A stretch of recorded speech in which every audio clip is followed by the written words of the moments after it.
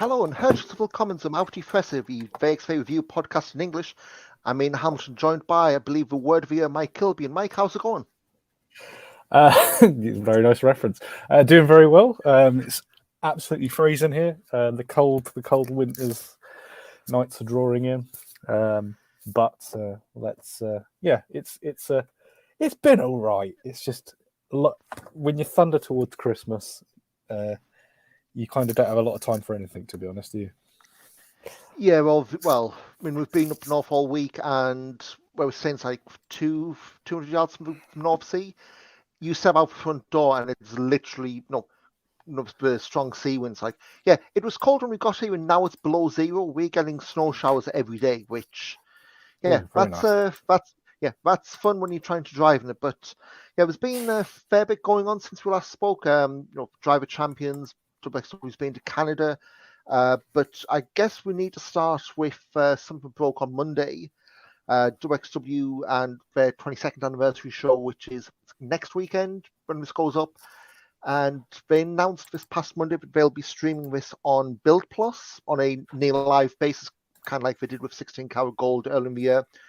I guess for those who aren't German or based in Germany, Build Plus, it's a subscription service. €8 a month, I think it's on offer $2 a month at the moment. The online arm of the Build newspaper, which when I was asking around, I guess commonly compared to the Sun, a bit like the Daily Mail in terms of that. Yeah. A bit like the Daily Mail in terms of editorial values, the line of journalism, and for a lot of folk, this, just put it bluntly, this has really pissed off a lot of people. WXW for years have had that, love wrestling, hate racism stuff, and the optics of going in with Build not been great. Yeah, exactly. It's obviously this is obviously things we're getting secondhand because obviously we're not Build readers, funnily enough. But yeah, it's a newspaper which doesn't really the values of it at least in my view don't and the view of pretty much everybody by the looks of it don't align with the views of WXW. And I think there's probably an argument, probably a lot of people who go to WXW don't want Build readers coming to the shows. I mean, I can't stop that, but you know what I mean. It's a very, very strange decision. So obviously you did mention it's not live. So it's going to be about 10 p. It's going to be showing at like 10 p.m. on the evening of, I understand. Yeah, so I think again, I think Carrot this year was like they put the first half at the interval and the second half after the final. I guess this is on like an hour or so's delay. And I know they said something about German youth protection laws, which GWF in Berlin streams live all the time. So I don't know if this is something not just with Oberhausen and NRW, but I queried about that. So obviously the wording was going from the WXW press release on Facebook, because you tend to get a bit more meaty things when you go on there. It says, due to current child protection regulations for pro wrestling in Germany, a direct live stream is not possible. The event will be aired with a delay from 10 p.m. And shortly before that is a free warm-up match. So effectively, quite a few people seem to agree with you in the sense of it's because of the platform they're using. Obviously, YouTube is a free access platform, so you can kind of get on much like Twitch as well. Twitch, I understand, had problems in Germany because of German streamers playing 18+ games and not put them right, get age gate, that kind of thing. Yeah, age gating it effectively. And from what I understand, wrestling in Germany is considered a adults sport effectively. But again, I think there's a little bit. There's a lot of not quite sure what exactly the story is, but I think effectively because GWF is on YouTube, it doesn't seem to get around the same thing. The same with Project Nova, the other the sort of that lovely fresh promotion in Berlin. They don't really have any of the problems, and all of the it seems very, very odd. But I suppose we can kind of look at what WXW is getting out of it. Yes, I mean, quick Google, and again, neither of us are from Germany, so this is whatever Google's telling us. Build Plus, when I looked, had about 600,000 subscribers, but I guess the main comparison to this isn't like a pay-per-view service. So this isn't like you're going on your Amazon Prime Video or whatever streaming platform of choice, plunking down a few quids or a few euros and getting the stream. You're having to subscribe to Build Plus and whatever they offer. The news comparison I saw was with the guys in the States with Peacock and the WWE Network. WWE Network had, was it 1 million subscribers or so when they folded into Peacock. Now, they can bleat about how many subscribers they have, but there's no solid proof that if you signed up for Peacock, it's for WWE, because there's no entry survey, for one better word. And likewise here, 600,000 people, give or take, for usual churn, will have access to direct streaming. I guess, well, logically, it'll just be the German language version. Let's say Bradshaw's flying over and they're doing an English live commentary for, for the I doubt how there's many much people. value in that. No, really. But at the same time, they have that available to 600,000. I guess would be some VOD as well. If this is still going on directly now, the usual turnaround, then much later on, of course, the WWE Network / Peacock. So this isn't like an exclusivity thing. This is as well as, but yeah, I think for a lot of people, just the sight of WXW and Build side by side. I mean, the first comparison people came up with was Nick Hein, was what, 3-4 years back when he came in. MMA fighter, yeah. And I remember vividly, the flying and just the sheer dislike, and that was just not for an individual. You've got another media organization, and sure, you've got the whole corporate synergy, all that, exposure to another audience, which is great. But like you say, I don't know what the typical Build reader is or what the typical Build reader is like. I can probably imagine just from some of the headlines that I'm trying to translate, is that the kind of person you want? Bearing in mind, issues that could easily arise. I mean, again, this could easily be fear-mongering. This could also be, the cold hard truth coming to light. Again, it's the kind of thing I think is a one-off. Yeah, there's going to be a lot of backlash. I think there may be an element to take of stock of what the outcome is, both in terms of at the gate. Will people cancel with WXW now and just say, really react that strong and go, I don't want any association with that?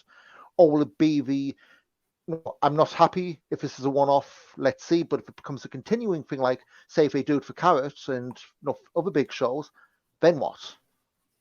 Well, yeah, exactly. And there was a lot of people who were sort of saying, well, I don't want to be on Build, which is completely understandable. It's... in my eyes, I mean, obviously, I don't know. We don't work. We don't know what the deal is there. But from what I think probably is happening is, I get the impression it's Build is probably going. There's no Bundesliga on at the moment. The World Cup will just be finished. Germany's not in the World Cup final. They need some live sport, or they need something sport-wise to put on their service. Let's chuck some wrestling on, something a bit different for the sort of the winter. Maybe they're doing that.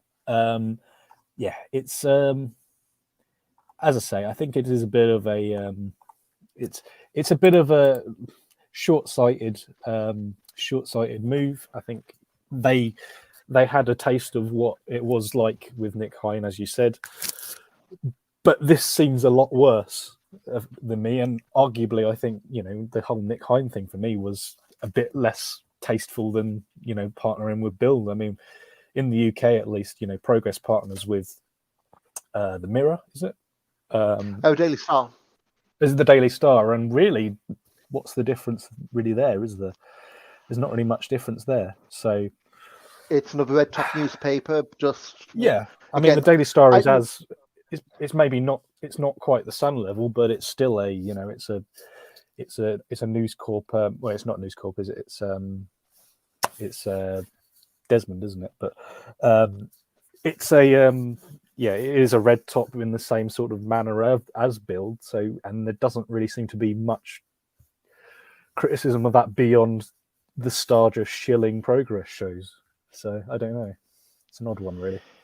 Yeah, again, I think for both as being outsiders, it say with distaste. It's difficult to be a bit more in depth than this, really. Yeah, I mean, we saw I know you mentioned the P word, Progress Fair in Dubai this weekend, and there's a hell of a backlash to that.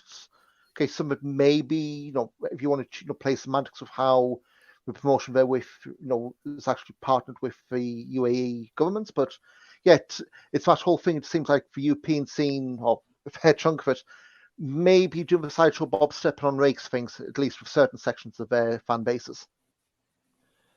Yeah, and as I say, I think there may be an element of that WXW has been offered.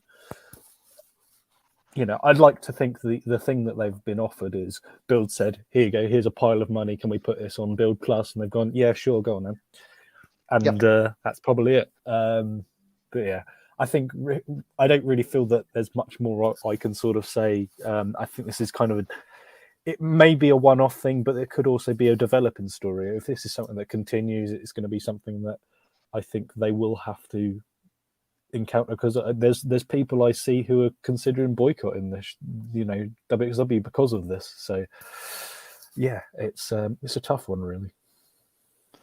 I guess we'll keep an eye on Match 1, see how 22nd anniversary goes and if anything comes up in the future. But speaking of future shows, I think it's about a week or two ago, Diva Boat and Achieve. Christ, some names they've got for Back to the Roots completely caught me off guard. Like that poster came up and it's like, okay, so we've got Amal, okay. Maria Dolorosa, Yota Tsuji, Greedy Soul. Yeah. What the hell? Did I see a Mashup Rev Pro poster here or what? Yeah. So Yota Tsuji, as well as Brendan White and Danny Jones, or the Greedy Souls. Quite interestingly, at least on Instagram, although maybe that's a little bit of the Wild West shit on there, but they are promoting Brendan White and Danny Jones as the RevPro British Tag Team Champions. Now, it's odd that they have kind of gone RevPro. I don't really think there's anything to really read into as much, but it's always nice to see at least I'd like to hope there is a bit more cooperation between the two. But Yota Tsuji as well, I think, is a very, very interesting one, and it does make you wonder. We know now that really WWE has no influence on the shows, but you do wonder, like, well, this is a New Japan young lion. He's on. He has gone to the States now, hasn't he? Or he's gone to Mexico? CMLL, yeah. CMLL. I can imagine he'll probably end up on Strong as well. So is this a thing where it's like they're going to cut the Yota Tsuji match out of the show and things like that? And interesting. It's an interesting booking. I think I don't really know if he's the guy I would have picked. Sort of. Yeah, I mean, I'm not sure if he's the one who I would have picked. I mean, they had, way back in the day, Hiromu Takahashi did a lone WXW show. Hiroshi Tanahashi, Absolute Andy, but what the hell, 5-4 random match is in the WXW now vaults. And hell of a match too if you go looking for it. But yeah, I mean, I think they've mentioned on social media, the Rev Pro Tag Champions, which, see after the was it Uprising 17th December. But the fact that you've got guys from UK, and I think that weekend as well, they also have another Fight Forever taping at Gelsenkirchen. So I wouldn't be surprised if at least one of those two, Greedy Souls or Yota, we're going to be doing the Fight Forever stuff as well. I mean, it's YouTube. Makes sense. It makes sense. And I guess out for two, and again, this isn't any inside knowledge or anything, we've just passed Tag Festival, so it's way too early, under normal circumstances for new tag team coming in, steamrolling and then running with the belt through to Tag Festival. But maybe there's some kind of audition thing, because was it Back to Roots last year? Carlos Romo was in against Justin Archer. That good match. Shame about the injury, got the end of it, which kind of derailed a fair bit this year. But it seems like Back to the Roots seems to be where they are, bringing the wacky, you wouldn't normally expect to see these guys in WXW bookings. So who knows? I think for Suji, last I heard, he still has that New Japan agreement. Although who knows these days? Was it Yuya Uemo's been playing Twitter saying he just wants to wrestle no longer with New Japan. Be interesting to see whether, at least for Greedy Souls, whether this is something where they can latch on with the German crowd and turn WXW into a second home away from home. Yeah, and I think really I do feel WXW is a bit short on tag teams at the moment. I think you have Amboss, but then you've got Amboss, you've got you don't have the Bastards anymore, as we will speak to in a minute. You've got the French Adors, and you've got Rotten Flot, and it's anniversary they're doing a last chance title shot match, which kind of takes them out of the picture. Yeah, and then the rest of it is kind of just like, oh yeah, we'll throw a couple of the academy guys together. I think you need an extra, you need another team, and I say bringing in. I think Greedy Souls are. If you bring in a Greedy Souls, or you bring in, a wishful thinking, you bring in a Sunshine Machine, for example, it would really sort of shake up the division. That I think it really does need a bit of a shot in the arm, because I think traditionally WXW has always been very, very strong for the tag team division, and I think at the moment it's a little bit on the back foot. And again, things sometimes saying half was the tag festival, just wrong side of the rails. But so see how that goes in the new year. But obviously we've got the 22nd anniversary show. Alice Inc. had been announced for a match against Steve Klasky title defense. That's off due to rib injury for Alice Inc. We've made that now. Baby Alice and Eva Klasky, I guess, an official number one contenders match, which, there's division we could do for a few names, and I've already done that for back through to Marie De La Rosa, but there's division probably could do for a few names, which feels like something I'm saying with Rev Pro as well, but that's for the podcast. They should come together. We've got some storyline shenanigans as well. We'll touch on Driver Champions in a second, but the whole Evaniel stuff. So I guess rather than going to the ins and outs, because we'll touch upon this in the Driver Champion stuff, what's your take on the whole Evaniel thing? Because to me, at least, so going into Driver Champions, we did the whole, he's injured, then he got the title match rushed, and now it's been all undone because Norman House is a corrupt so-and-so in storyline, at least. We're now doing match anniversary, and it's like, I think at a point, and I'll let you speak this as well, I was getting a little bit worried about trying to do the Ilya stuff from 4 or 5 years back. Yeah, I was. You literally took the things I was going to say. I'm worried that is what they're looking towards. I don't personally think Levaniel can do that. I don't think that the character is strong enough. I don't feel that he's got the ability to kind of do the Ilya style thing. Obviously, we do it if we do have the big return. It's heading in that trajectory though, which is what I think. I don't know. I feel like I get the impression that I don't 100% get Levaniel, because I think there is a bit of a language gap between myself and that, and he's obviously a very promo heavy wrestler. It's as you say, it is a bit of a worry. It does seem very rushed, and they're not really sure what to do. And the problem is Levaniel, could he go drop down into the shotgun division afterwards? I don't know if he could. I think part of the issue, and again, there's a lot to be said about roster depth. And I think at the world title scene, they've already, ruled out Jörn Simmons with the storyline early in the year for title shots. Yeah. There's a very big, Robert Dreisker, because of Dover being on the shelf, he's been drafted to help with Amboss. Maybe it would have been, So that leaves a pretty big void in terms of, I don't say legitimate, but like the non-challenge of the month challenges for the unified title. And I think it's the kind of thing, you can't really plumb the gap by going, hey, we'll drag in this guy. I don't want to take shots of the promotions, but, you do get some that'll just pull in the randomest of random people. And you go, I thought that guy's retired, but now he's getting a title shot against a guy who's suddenly a champion, that kind of stuff, which, it's, again, WXW not having the regularity of shows that they had pre-pandemic maybe isn't helping, but it does feel like away from Tristan and Archer and Lavaniel, that undercurrent of right who's next or who could potentially be next for title shot, it just doesn't seem to be as obvious. Yeah, exactly. And you look at Tish. Tish is in a bit of a funk. Guns is kind of he's treading water in the sense that he's not really challenging upwards, but he is obviously putting off great matches sort of on the shows. But he almost I get the impression Guns is kind of going like this is Bobby Guns is just going to go out and try and have the best match on the show, which is great. But I don't know if he's really in the title picture.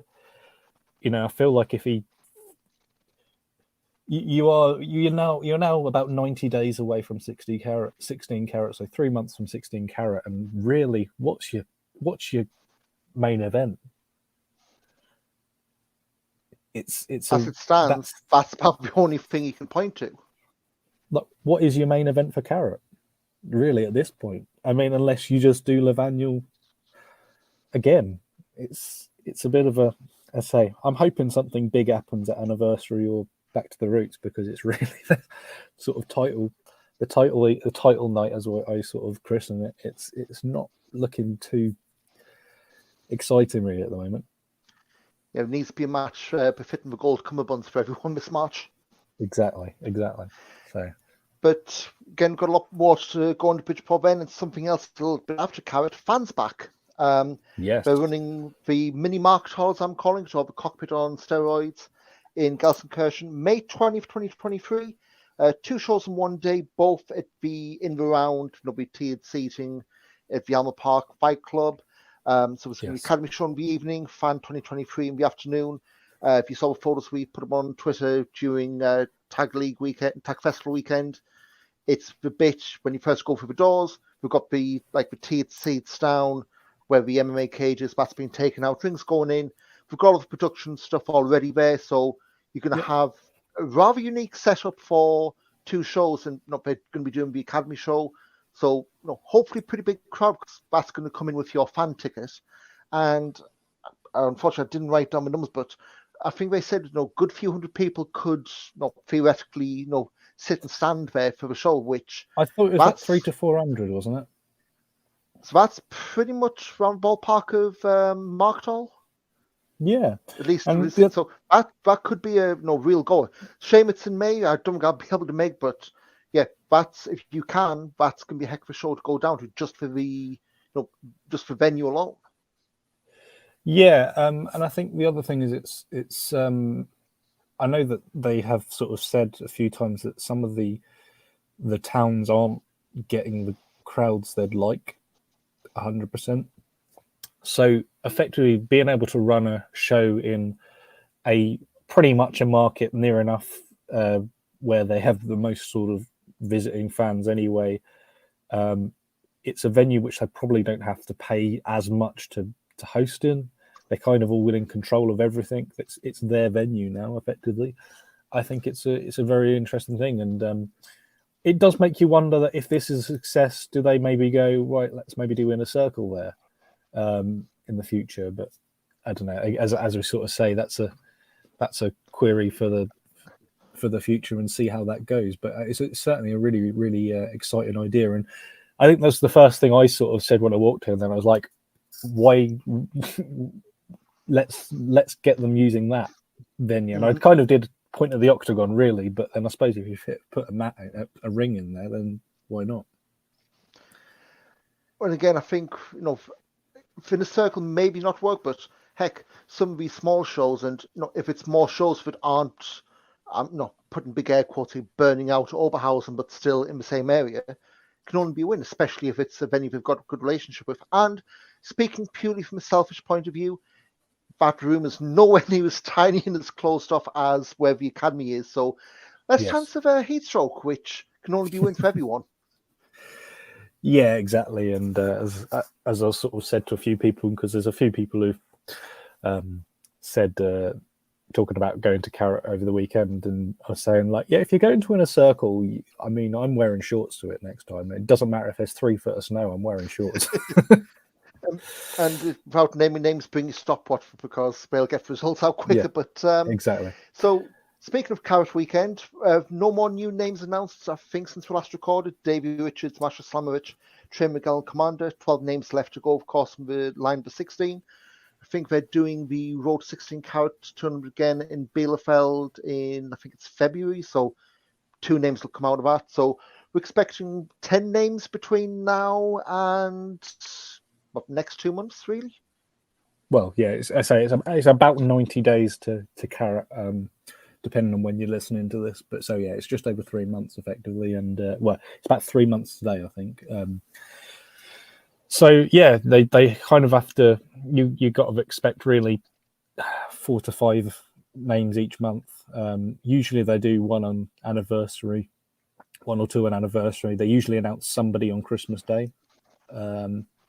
So yeah, it's and obviously you got to get a few domestic people in as well. So obviously they might not be so. Yeah, you're not going to get all internationals, but you're going to get. Yeah. It gets Hector in. He's always been good, even with the pre-show alternate stuff. But so yeah, they've announced tickets for the Carrot Weekend. They're starting to run a bit on the low side. I think they said like 30 left for Carrot, which let's say 30 days out is damn good showing. The rest, you've got the tournament, festival, and individual shows. So yeah, take a look. But obviously, things for first 3 or 4 rows, they're all gone at least for the tournament nights. Yeah. If see what names come if you're interested. Carrot Weekends are always fun, and yeah, I think like I said, Carrot is probably the easiest sell from WXW's perspective. It's got the longest standing. Of course, we'll be plugging the hell out of it after the new year. But one last bit before we go on to the show reviews, and I don't know if you want to yell out sync, Mike, because we kind of got proven wrong. Yeah, we got proven wrong last time. We noted was like this time last month for Oscar. He's finally in New Japan. He'll start wrestling some point in the new year. Nope. Debuted on that historic crossover show, New Japan Stardom. He's gone under a new name for Oscar Loiber, which at first was proven a bit problematic for commentary, English and Japanese. Which how? I think Chris Charlton was trying to say Oscar Lieber, which I think somebody in Germany's got that gimmick, Chris, but hey ho. But yeah, of course, he took the fall in his debut as the New Japan Dojo against the LA Dojo. So, apologies about butchering these names, but Oscar Loiber, Yuto Nakashima, Ryohei Oiwa, and Kosei Fujita against Alex Coughlin, Clark Connors. Sorry, Alex Coughlin. He was going to mess one up. It's the English name as well. Clark Connors, Kevin Knight, and Gabriel Kidd. And then, of course, Oscar's been part of the ongoing Young Lion crew for the Super Junior Tag League, World Tag League going on. He has done a lot of stuff, and it's not all been losses. So I'm just going to blitz through these. November 21st, teamed with Oiwa, Tomoaki Honma, and Tokyo Makabe, losing to the United Empire, Greater Khan, Aaron Harari, and Aussie Open, Carl Fletcher, Mark Davis. They're going great guns in that World Tag League this year. And if you're a big fan of Gideon Gray, he's all over those shows, which is exactly what we expected. January 1st, 2022, we expected Oscar in New Japan and Gideon Gray all over New Japan and Miss Tour. Yeah. And if you did, hope you got your lottery numbers on and you're on a sunny island somewhere celebrating all this. It is wonderful being the booker of New Japan. Well, we'll take this off air. I think there's a few bits we could change for New Japan, but November 22nd, lost against Makabe and Honma. Teamed with Kosei Fujita November 23rd. I'm just going to go for once when he won November 23rd with Fujita against Oiwa Nakashima, but Oscar hasn't actually won the match. He's just been the partner in the tag match winning. Teamed with Tokyo Makabe, Kosei Fujita November 26th to beat Honma, Nakashima, and Oiwa. A couple of losses to TMDK. So most recently, singles debut, December 5th, this past Monday, lost to Battle Kafale in about 4 minutes. That was kind of unplanned. Farley's been, I guess, eliminated from Tag League because Chase Owens went home for family emergency, so Farley's done a load of singles matches. Both Oscar and Yuto Nakashima, both his trainees. So he's wrestling all the young lions and beating as quickly as you'd expect. But yeah, I think that first match he had, at least on the tour, was in Korakuen, and was a spot where he just roared, being double teamed by Aussie Open, roared in defiance, and thankfully it's a cheering event, so the crowds weren't just clapping a little bit quicker. I tell you what, he fills out. New Japan's got something. I mean, we've said this all year long, but he's towering over pretty much every other bugger in his teams. Because he fills out, you've got a monster on your hands. Yeah, 100%. I think we've kind of said already, but I think he's sort of German wrestling's sort of biggest prospect, I think, since Walter and Jr. Really, I don't think that's an unreasonable thing to say. I think it's a prodigy. It's like seeing sort of somebody break out of the sort of the youth team, get thrown into the first team and flying. So it's a very exciting time to be an Oscar fan, and as I say, I kind of anybody who sort of feigns any interest in them, I immediately jump in and talk to them about it on Twitter, because I think it's good to have somebody to root for, really. Yeah, especially with some of these shit shows going on, but we will park those for another podcast. So yeah, I've got a couple of shows to talk about, some in more detail than others. We'll start with Drive of Champions from last month in Frankfurt. Yes. I guess the main story of this came at the end of the show, so we'll just blitz through the undercard. Pre-show, Vincent Heisenberg beat Kevin Martinson. Decent match was the Fight Forever pre-show. Lawrence Roman beat Michael Knight. Decent opener. Roman's trading wins with Michael Knight, trying to get, he's not the whipping boy of Amboss, which is good because they're doing the kayfabe extracts at the end of January back to the roots. So you need a decent squad and not just people making up the numbers. Allison submitted Baby Allison in just under 10 minutes to retain women's title. That, to me, I thought probably best women's match WXW's had in recent times. Even if Frankfurt crowd were very much not sold on Allison, which you're going to get for someone who, this is what, day 3 in WXW for her at this point? For what it's worth, Frankfurt has always been the worst crowd WXW wrestles for. I've always thought it's been the absolute worst. So, and you even get like the not muted but quite unexpected reactions for the Bastards later on. But decent match, and hey, run by one back. I thought it was pretty decent. I know, Felix was raving about it. Pretty much as soon as it happened, which. When you get guys who are the company doing that, you always have to take the pinch of salt. But yeah, that one more than lived up for hype. So yeah, there's something to have in your back pocket when the eventual title rematch comes back around once all this stuff with the Bastards resolves. Peter Honey and Eli Bloom beat Robert Dreisker and Icarus, so the Amboss against the trainee stuff rumbles on. Yeah. Axel Tischer pinned Cara Noir, again another decent match, but I've never been sold on Cara Noir. I know I'm an outlier with that. It was a decent match, a little bit better than the one they had in the Dead End of the Gruntspan, the first one. And one. I do agree with you. I think we're definitely not sold hugely on Cara Noir, but I have to admit, this is probably one of the better Cara Noir matches I've seen in the last year or so. So really, I don't have a lot of complaints with that. I thought this match was pretty decent, actually. I quite liked this one. Probably my match of the evening. Of course, for now, 1-for-1, they are doing the rubber match at the anniversary show. So expect something from there. I guess one or both of them being carried next year based on that. Second half kicked off. Fast Time Mudo beats Endakara in just over 10 minutes, 38 seconds. I thought it was a decent match, but if this wasn't in the notes, but Endakara, how many people knew been missing the boat in this guy? Like, I know he said he's going off to Japan next year. I think it's short term because he's booked for Soft Pro in Manchester. I forget the opponent. But this guy, hat tip to Shauna for that one. She shouted that out to me last week. He is currently booked for Soft Pro. I need to have a look because the tweet's gone. But yeah, I mean, he's had a few bookings in England, and it's been with I don't want to say with smaller promotions, but it's not been any promotions with other headline ones. And I would say especially for Fight Forever stuff, this match with Allison is very kick heavy, so he's going to fit in well in Japan. But European wrestling, what the hell are you doing in terms of scouting? Because Yeah. There's a lot of names we're seeing that just seem to be in one promotion and really should be getting eyes elsewhere.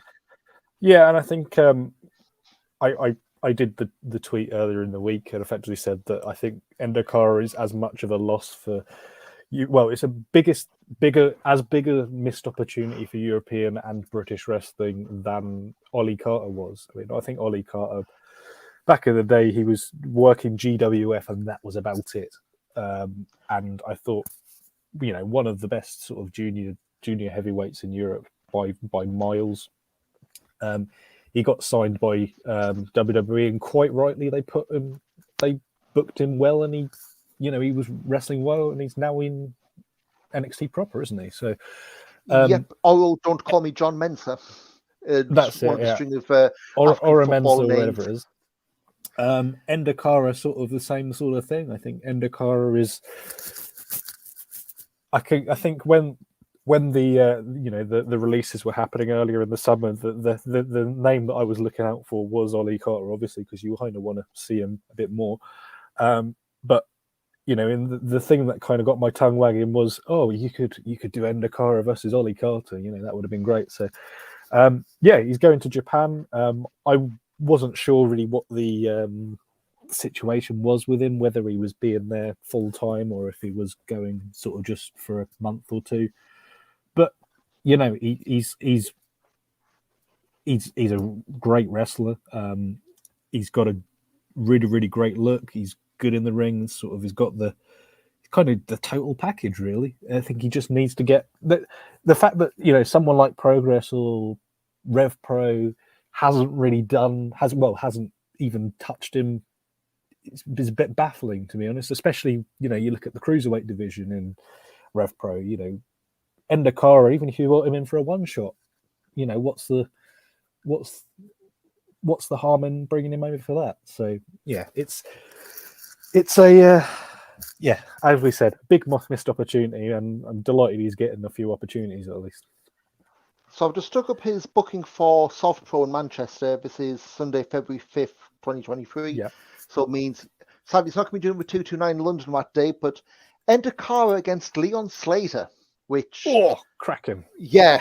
That, to me, like, if I wasn't... Now you're talking. I've got my Red Bull season ticket, but that's a match I'm absolutely hunting down on tape when that hits, because, like, that, yes. I know it's the meme, it's a main event and win the country, but why, with all due respect to Soft Pro, what the hell are they doing booking that match? Like, their promotion, but again, I've said BritRes does not scout, especially internationally, very well, it seems. And there's proof. Yeah, exactly. I don't really know Soft Pro. It's not a company I profess to even have any knowledge of, but they've done just for one show, so it's totally understandable. But it's keep an eye on that. Yeah, one to search for if it does sort of end up on there. Going back to storyline heavy stuff now, Tristan Archer-Levaniel. So we touched on they had Levaniel have a neck injury the days before the show. Then Norman Harris, I guess with Ghost of Christmas Present decided, no, we'll give you a title shot, Levaniel, and it's now. And it's all storyline. Archer went after the neck the whole match. Went about 6 minutes before the ref stoppage.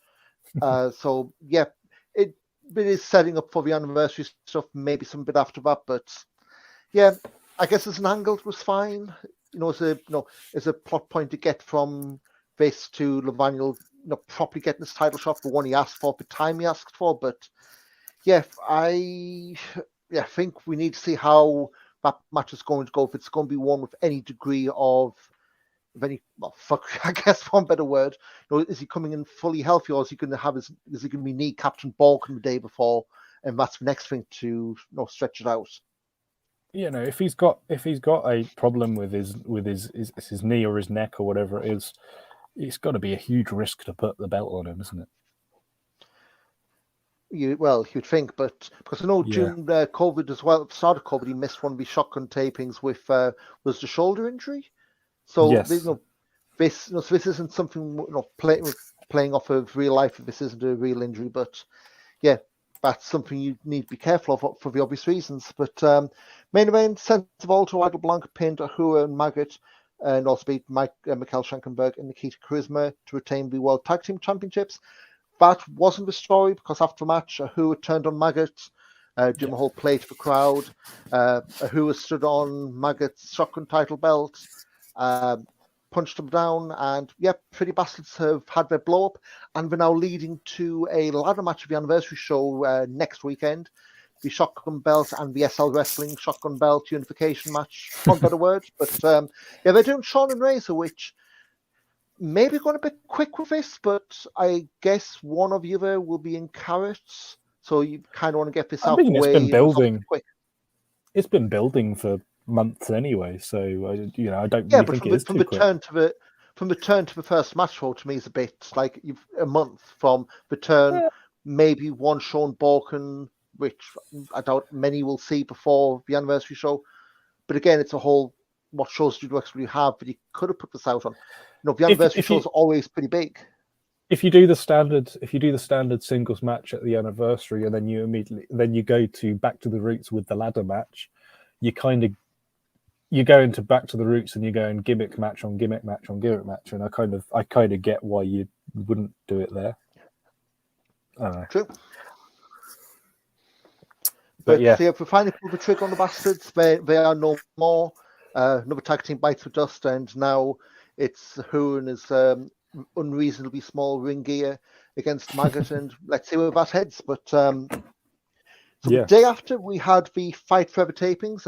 These got released match by match on YouTube, and all I say is I didn't know what the last match was because I think even now they haven't got the show listed on WXW's website. So I held off posting review in case they snuck another match up. They didn't, but the lineup you had: Michael Knight beat Kareem Brigante just over 6 minutes. Robert Trice pinned Danny Frey just over 5 minutes. Icarus over Ilya Bloom in just under 7 minutes. Again, these matches weren't bad, but look for match lengths. They were what they were. they're 10-minute ones to watch. While you're having a coffee, isn't it? Yeah. Yeah. Massimo Pesca subbing for Bobby Guns beat Kevin Martinson. Now that was a bit weird. So I know Bobby Guns was pulled from the Canada tour. He was booked against Martinson for this. Obviously wasn't there. They put in Massimo Pesca, who's done. Was it the Fulda shows where they did the equivalent of Mittel Deutschland Cup, the one night tournament stuff? I know they've had a lot of Italian folk in the academy, so he was one they've pulled out. And I nearly said he was Francesco Kiri's old tag partner, but Cage Match has got 2 Massimo Pescas. And it's a little, so it's unclear. His tights had Max Peach on his arse, so there's something you probably shouldn't notice. But I thought it was a decent match for someone for a guy I've never seen before. Martinson, I know he had a big hand in early day PWG. But Pesca, I don't think I've ever seen before, and someone I'd Pesca, I thought that would be fish rather than peach. But, well, maybe it's like French where it's pesh and pesh is the same sort of thing. Maybe. Well, Pesca. Maybe it's just a name was pulled out just to not call Massimo. But it was a decent match. One maybe worth going off your way for, but again, you need to see. Is he going to be on future cards, or is this like your one weekend shot and done for him? Yeah.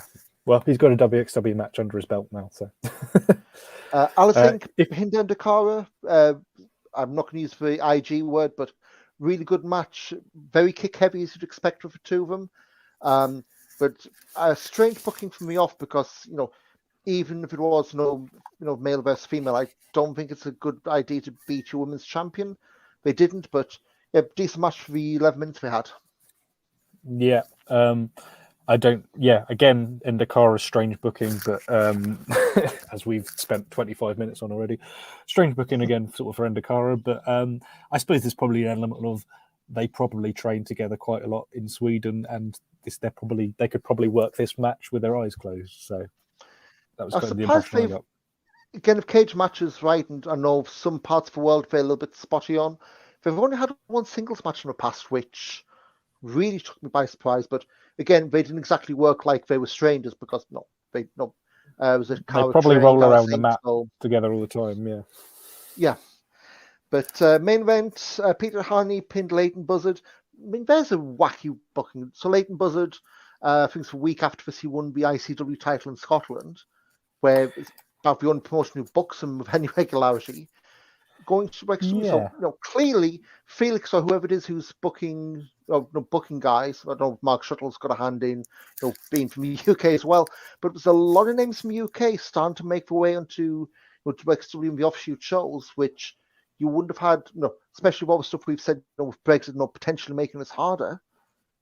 Getting more UK names on at least at a tryout level. Yeah, exactly. And reading the sting they had for it on the YouTube channel, they said Europe's finest young talents. So apparently for Tihani and Buzzard. So yeah, I have to admit, I profess I've not really seen much of Leighton Buzzard. He's not somebody who wrestles in my sort of circles, despite Leighton Buzzard being down the road from me, the town anyway. But yeah, it's yeah, I thought it was, like you say, there's quite a few British people going in that direction, which is fine. They're maybe not the guys who I necessarily would be booking, but yeah, it's certainly a good one. What did you think of this one? So obviously Tahani had way more people knew about him. Buzzard, he got his stuff in. He didn't look out of place at all, which in fact he's about to be world champion of a promotion. You'd hope he wasn't someone who had two left feet, but yeah, I got the impression of this, even though Buzzard lost, I got the impression he'd be back. Now, I think Carrot way too strong, but could definitely see him be a regular, like maybe mid-card stuff. I guess kind of like Tihani, in his early days with WXW, at least coming out of the pandemic. Yeah, but like, you say Carrot's too early, but actually in a way Carrot is probably one of the best times to sort of debut, because you can go and ring crew or whatever, and you work in a circle. You're not in the tournament. You maybe do the alternate four-way. Oh no, sorry, I meant having him as part of Carrot. Not, obviously he's doing like Inner Circle and like the satellite shows. That being said, if he's ICW champion, I suppose there's a bit of well, I say this with very heavy bunny, is there's a little bit of cachet with him being the ICW champion, a little bit, I mean, very, very small bit, but I suppose at least in the world of the network, the guys who are flicking through the indie wrestling section on thing, who for some reason are the only people watching Fight Club, can probably go, oh look, that's that Leighton Buzzard guy and he's in Carrot. I suppose there's an element of that, but yeah. And again, we've got WXW now in French Showcase over Carrot weekend. I'm not saying it'll be an ICW match. Again, they've not announced who is going to be part of that. Way too early for that, but yeah, wouldn't shock me if they did have him in for that, and then Wheel of Wrestling event. I have no hand in that, despite the website logo being on it. But yeah, we can see who comes up. But yeah, so the weekend after Driver Champions and Fight Forever, WXW went to Canada. I'm going to blitz this. I know you've not watched this. The shows had a slight rearrange after Bobby Guns dropped out. And a lot of these were like pure smash matches and a few WXW involvements. So just touching on a bit like the APC shows, wasn't it? Yeah, and if you've seen these on SiteW TV upload from recently, the CZW show they did for 2018, when you had Avalanche and the Crown randomly working the States. This is like not many weekend either. This is like August 2019, I want to say. Yeah. But yeah, so just touching on the WXW matches, you had Tristan Archer beating Carter Mason in 8 minutes to retain the title. Decent match, but again, so these shows were filmed and produced by Smash. So you have the Smash commentators, for better or for worse, and the Smash storylines were the ones being really pushed here. So storyline was Carter Mason's been on a bad run of form in title matches. Didn't really change here. Vaughn Vertigo, who's been on a few WXW shows over years, beat John Greed and Robert Dreisk in a freeway. Decent was two big lads and Vertigo, so it's the whole hit and run stuff. Vertigo finally outsmarted him to get the win. Best 6 of 11 falls. Psycho Mike beating Cara Noir 6 falls to 5 in 12 minutes. Gesundheit. Should have gone. And yeah, so they did the gimmick of Psycho Mike, this match is too big. I want more falls. Best of 3. No, I want more. best of 5. No, one more. Best of 13? Oh, that's too many. So we did best of 11, and then they crammed in 10 falls in about 90 seconds, and nearly screwed it up because, well, watching it, referee didn't seem to count one pin, but they said, "Oh, it's 5-5. Next 4 wins." Then they just had a regular match. So, it was fine once we got past the Gaga stuff. This silly, It wasn't. But again, it's Psycho Mike, the guy who made his name in Germany by body slamming Jacob Crane into submission. So, what do you expect? I mean, and again, Psycho Mike's home turf, so the character connected with a lot better there than it does in Oberhausen, and he gets a well known Oberhausen to begin with. So, yeah, it was a pretty good match. Axel Tischer against Jake Something. So the storyline is Jake Something hasn't won in Smash. That continued here. And I think that was going to build on to the London, Ontario show, which isn't up yet. And while I'm going to have a look on WXW now. Toronto show's the last one up, and there is no timeline for December of the second show. So we'll see in match 1 what happens next. Main event, Kevin Bennett over Maggot to retain the Smash Wrestling title. Main story going in was neither man had their titles. Bennett left his in a snowstorm in Buffalo. Maggot didn't bring a shotgun belt. So, yeah, it was a fine match, but it's, let's be honest, you're not really going to get into, with all due respect, Maggot winning the Smash title in Canada. To be told, the commentators did try and convince you. They brought up, and he's a blast from the past, Mark Haskins being the Smash champion way back when. If I remember right, he beat Johnny Gargano for that belt, which back things when we first time Smash. That's a time capsule, isn't it?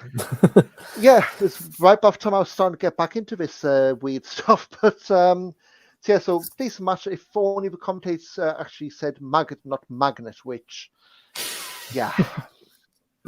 He has got a magnetic personality. A lot of attraction, yeah. But yes. So we've got the London, Ontario shows. Again, I'd expect they'd be dropping anytime soon. But yeah, coming up, it's been so long since we've done an episode. We've got to do complete new shows of this. We ran shows at the German Comic Con in Dortmund this past weekend. And you know what? Because we've had so few to look at, I'm just loading these up on WXW's website. Stuff jumps out. Lawrence Roman beat Nick Schreier. Danny Frey, Massimo Pesco against Yuval Goldschmidt and Zeritus. Robert Dreisker over Ilya Bloom. Then show 2, Baby Allison and Maggot beat Massimo Pesco and Nick Schreier.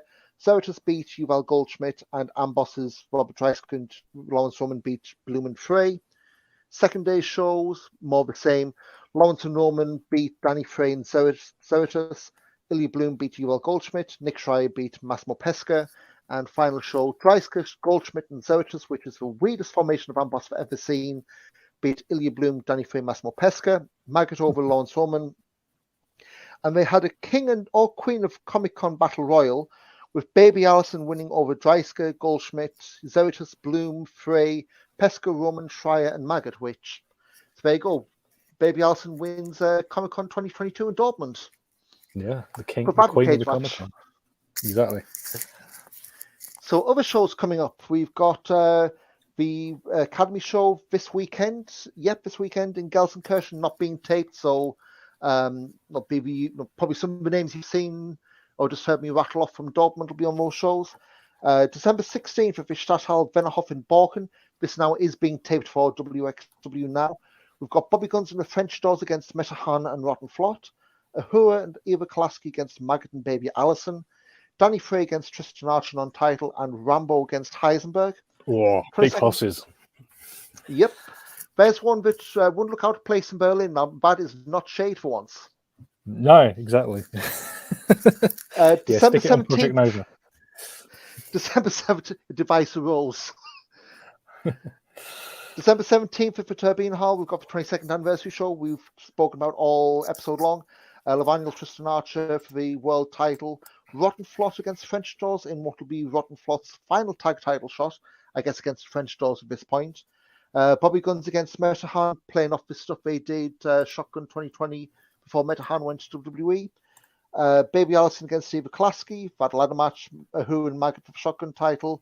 Cara Noir, Axel Tischer, and a relaxed rules match. Tornado 6-man tag. Ambosses, Dreiskell, Lawrence Roman, and Icarus against Peter Tahani, Orshi, and Ilya Bloom. And Yes. I think that's just made me remember they doing the Dreiskell against Orshi in Balkan as well. So yeah, we're still building match one up. December 21st, WXW Wrestling Academy in Gelsenkirchen. They're doing a Christmas show, and it's one you can actually watch live.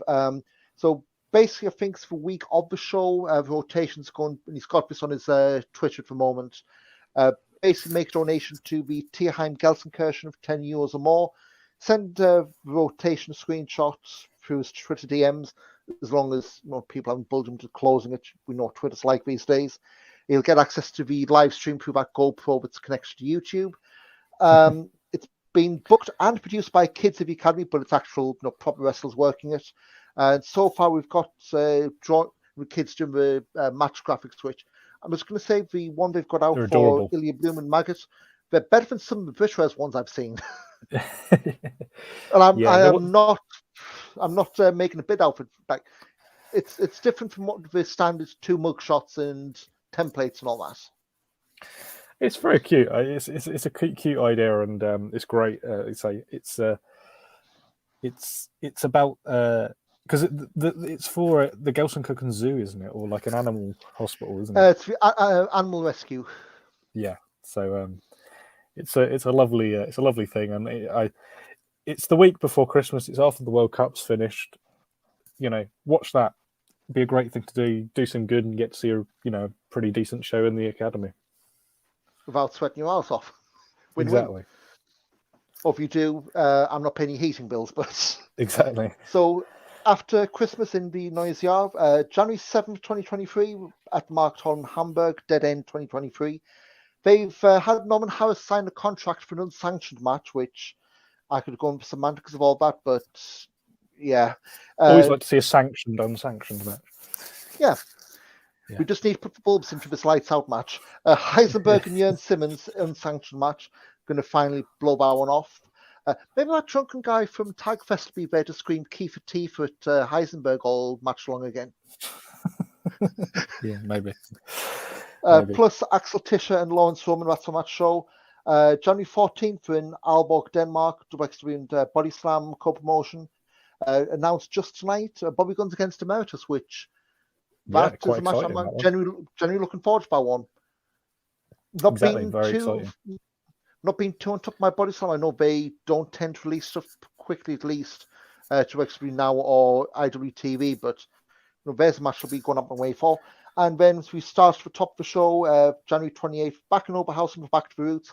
We're going to have the Kayfik Schlacht cage match, which undoubtedly at this point is going to be Amboss against the Academy and Friends.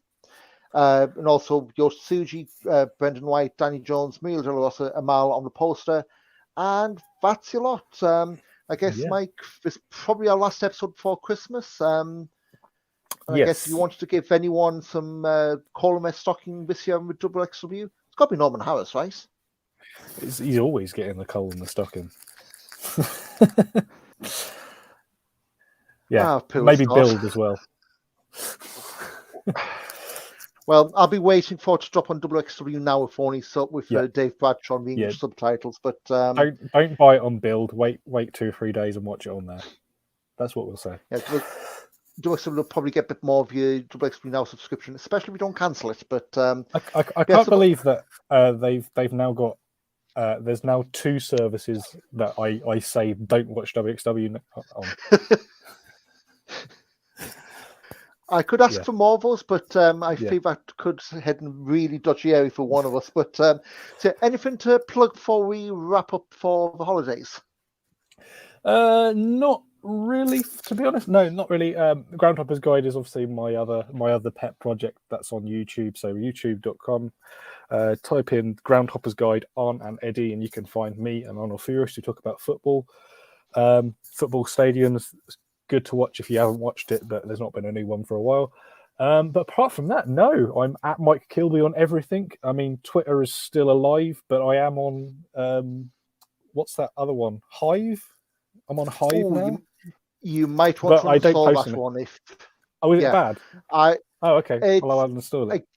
If what I've read is true, security holes bigger than the Iranian Costa Rica defenses is Lovely. the best way to Well, put it. I will uninstall that as we speak. So don't follow me on Hive because I'm deleting it now. Yeah, might see people logging in change Mike's posts. Apparently that was a security flaw. Don't know if it patched up, but you can follow me at, yeah, that's all fun and games. At Ian Wrestling on Twitter, at Big Back Body Drop for the website, at Back Body Drop on Instagram as well, if you want to get confused following us. But that's it. Have a Merry Christmas and a Happy New Year, and whatever the holidays you may or may not celebrate. And we shall see you, I guess, in 2023. Fröhlich Weihnachten? Probably is after a few too many pints of glue wine, yeah. Yeah, exactly. Cheers. Have a good one, guys. Cheers. Cheers.